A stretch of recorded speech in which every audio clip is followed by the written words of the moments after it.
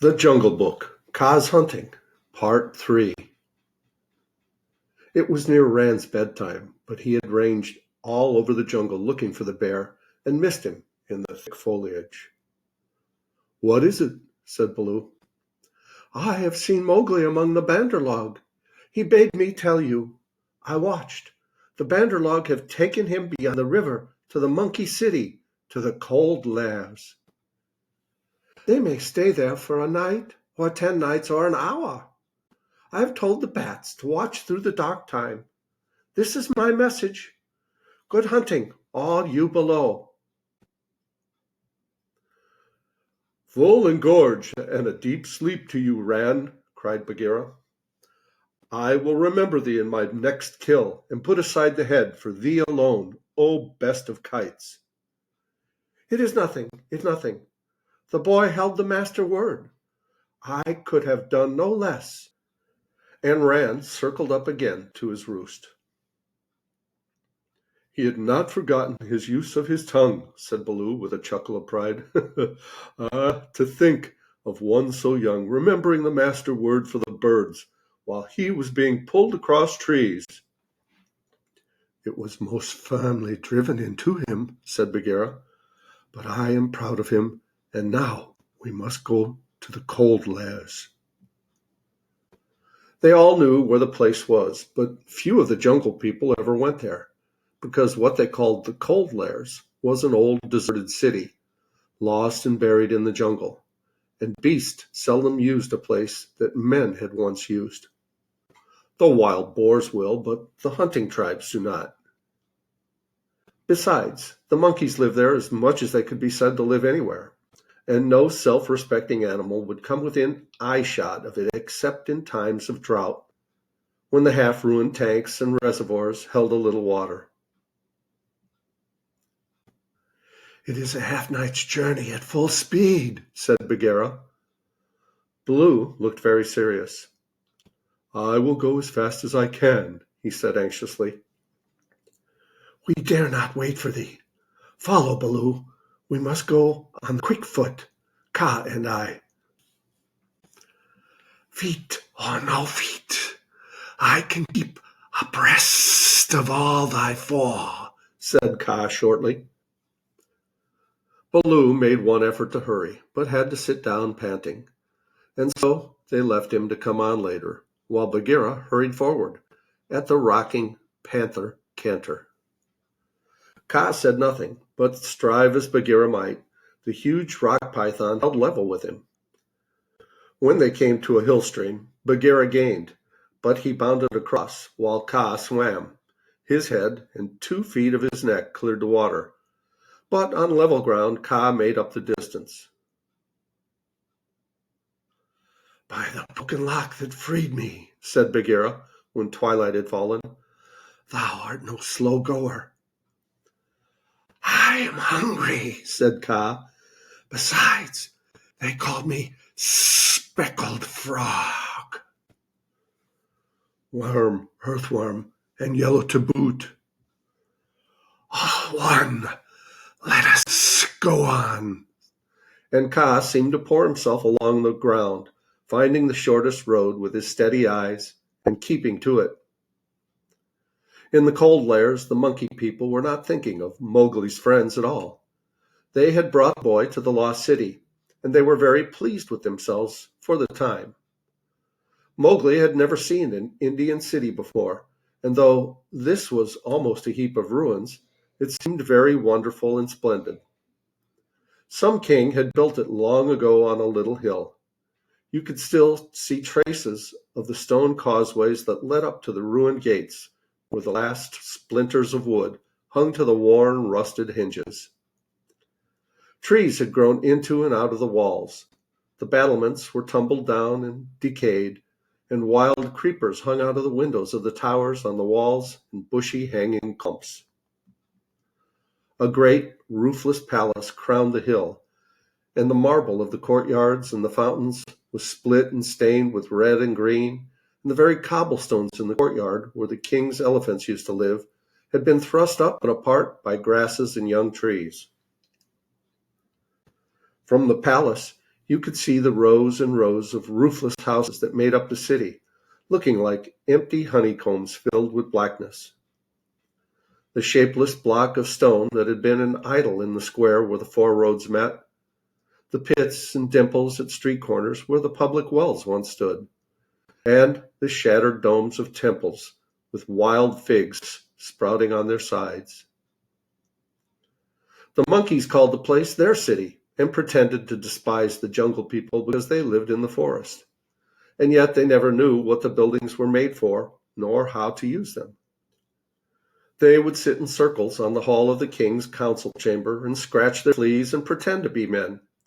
Or they would run in and out of the roofless houses and collect pieces of plaster and old bricks in a corner and forget where they had hidden them, and fight and cry in scuffling crowds, and then break off to play up and down the terraces of the king's garden, where they would shake the rose trees and the oranges in sport and see the fruit and flowers fall. They explored all the passages and dark tunnels in the palace and the hundreds of little dark rooms, but they never remembered what they had seen and what they had not, and so drifted about in ones and twos or crowds, telling one another that they were doing as men did.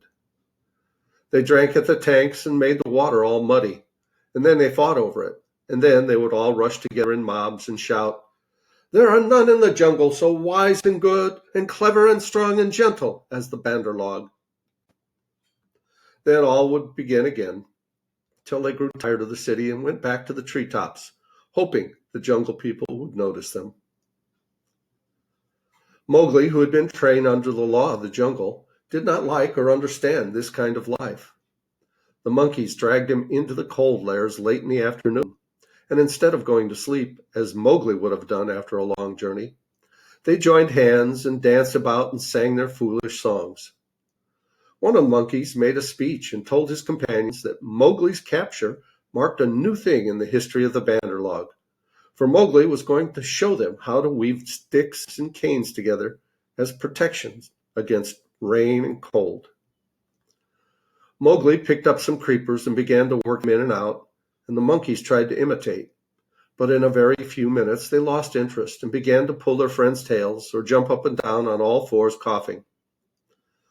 "I want to eat," said Mowgli. "I am a stranger in this part of the jungle. Bring me food, or give me leave to hunt here."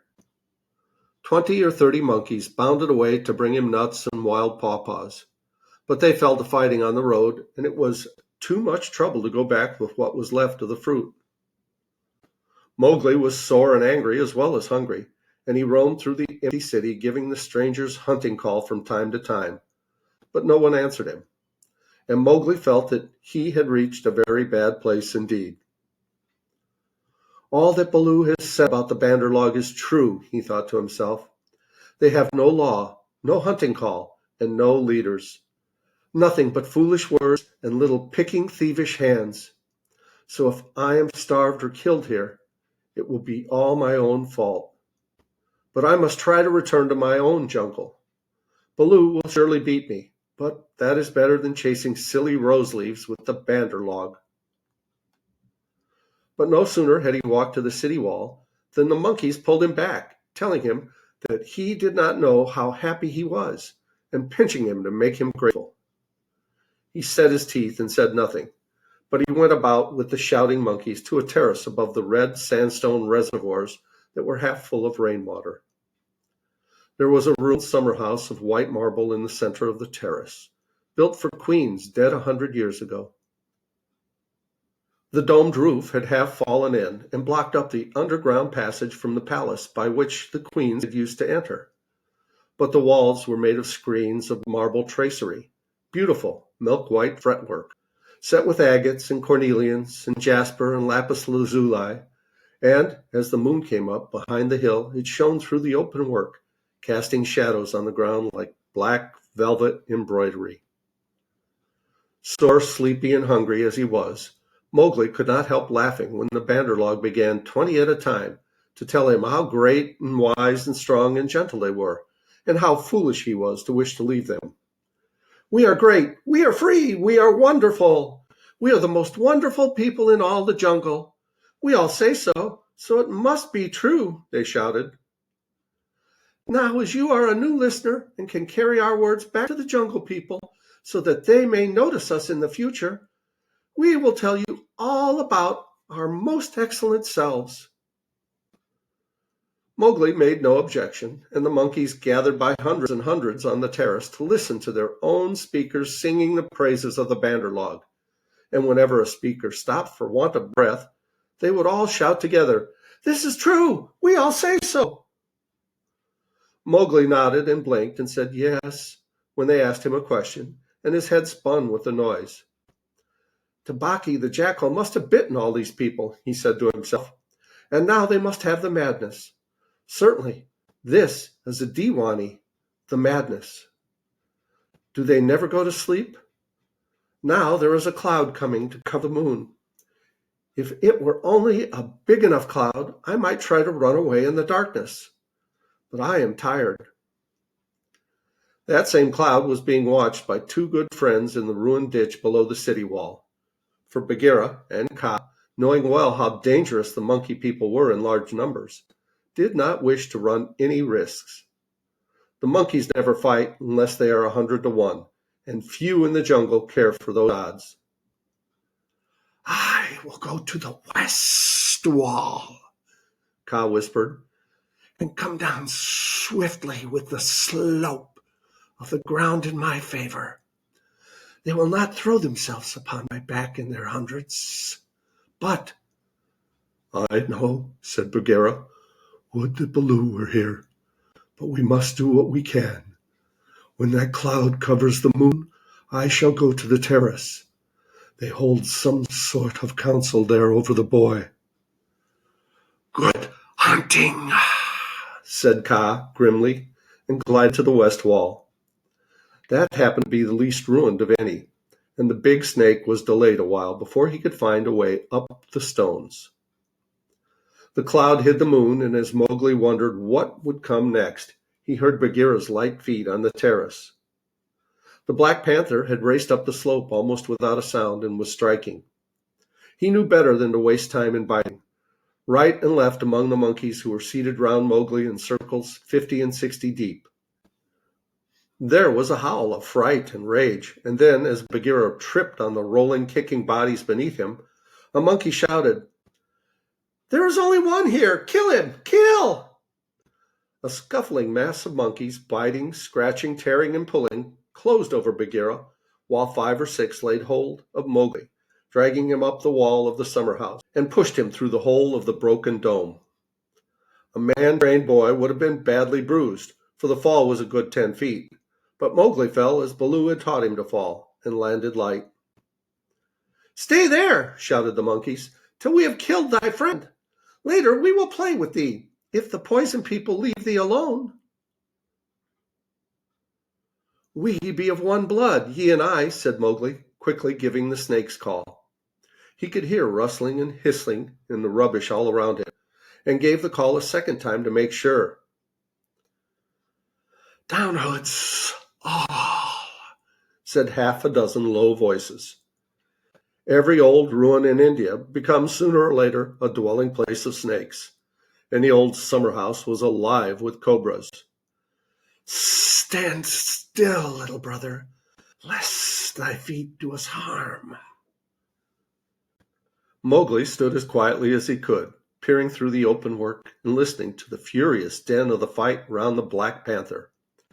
The yells and chattering and scufflings, and Bagheera's deep, hoarse cough as he backed and bucked and twisted and plunged under the heaps of his enemies. For the first time since he was born, Bagheera was fighting for his life. Baloo must be at hand. Bagheera would not have come alone, Mowgli thought, and then he called aloud, "To the tank, Bagheera! Roll the water tanks! Roll and plunge! Get to the water!" Bagheera heard, and the cry that told him Mowgli was safe gave him new courage. He worked his way desperately, inch by inch, straight for the reservoirs, hitting in silence. Then, from the ruined wall nearest the jungle, rose up the rumbling war shout of Baloo. The old bear had done his best, but he could not come before. "Bagheera," he shouted, "I am here! I climb! I haste! Arrrrrr!" The stones slip under my feet. Wait my coming, O most infamous banderlog. He panted up the terrace, only to disappear to the head in a wave of monkeys, while he threw himself, squaring on his haunches and spreading out his forepaws, hugged as many as he could hold, and then began to hit with a regular bat, bat, bat, like the flipping strokes of a paddle wheel. A crash and a splash told Mowgli that Bagheera had fought his way to the tank, where the monkeys could not follow.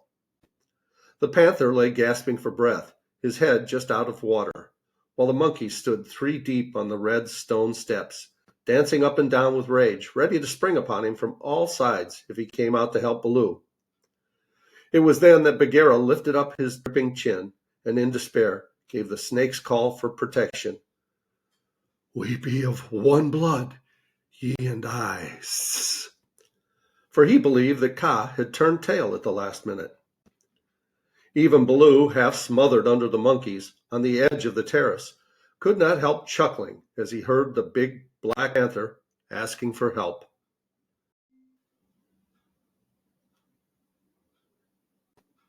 And we are going to pause here and continue with Kaa's hunting in the next video.